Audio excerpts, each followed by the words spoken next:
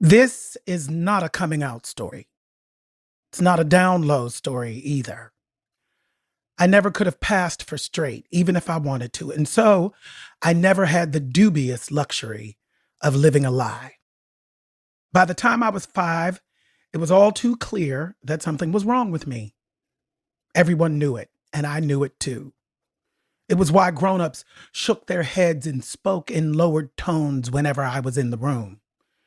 It was why I had to talk to a nice white man once a week in his office in the big building up the street.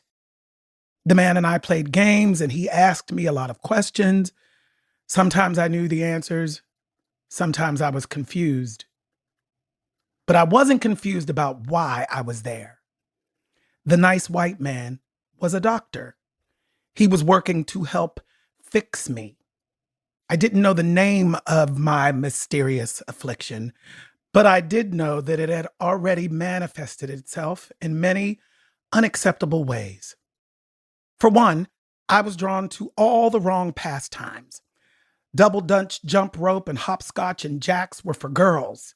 It was wrong to want an easy bake oven for Christmas, and therefore Santa was never going to bring me one. I would get a set of drums instead, but the noise would bother Aunt Dorothy, and I would seldom be allowed to play them. It was wrong not to care about football, wrong to shun contact sports in general. I was also taken with all the wrong clothing. I brightened at the sight of all the wrong colors, the deep jewel tones and soft pastels. I loved the wrong fabrics too.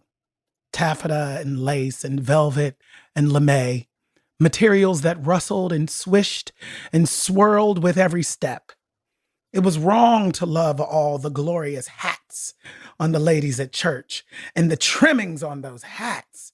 Veils and feathers and flowers and sequins and beads and rhinestones and ribbons and bows.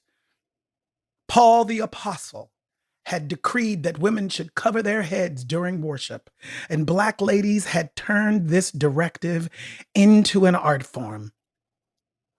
It was wrong to be mesmerized by Aunt Sharon's shoe closet, to be excited by the rows of slingbacks and stilettos in silver and lilac and violet and mauve.